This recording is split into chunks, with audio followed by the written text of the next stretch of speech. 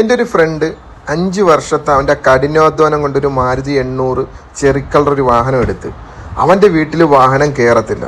അപ്പോൾ അവൻ്റെ വീടിന് അവിടെ നിന്ന് കുറച്ചങ്ങോട്ട് മാറി ഒരു പറമ്പ് വെറുതെ ഒരു 10-20 വർഷമായിട്ട് കിടപ്പുണ്ട്. ഈ കാണുന്ന പറമ്പാണ് കിടക്കുന്നത്. ഈ ലെഫ്റ്റ് സൈഡിൽ കാണുന്നത് വലിയൊരു പറമ്പാണ്. അപ്പോൾ ഈ പറമ്പിൻ്റെ ഒരു ചരിത്രം പറഞ്ഞുതരാം. അവൻ ആഗ്രഹിച്ചെടുത്തൊരു വാഹനമാണ്. അപ്പോൾ അവനിക്ക് റോഡിലിട്ടിട്ട് പോകാൻ പറ്റുന്നില്ല. 10-20 വർഷമായിട്ടും വെറുതെ കിടന്ന പറമ്പാണ്. അപ്പോൾ മറ്റുള്ളൊരു വാഹനം കൊണ്ട് ഇടുന്ന കണ്ടിട്ട് അവനും ആഗ്രഹിച്ച് അവിടെ കൊണ്ട് വാഹനം ഇടാന്ന്.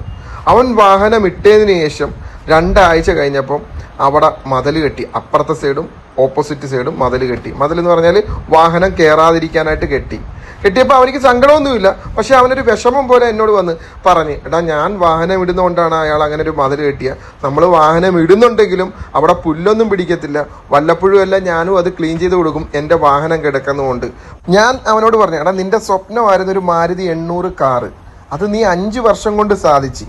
പിന്നെ ഒരു കാര്യം, ചക്രം, പണം, ഇത് ഭൂമി എന്ന് പറഞ്ഞതുപോലെ തന്നെയാണ്. ഇത് കറങ്ങിക്കൊണ്ടിരിക്കും.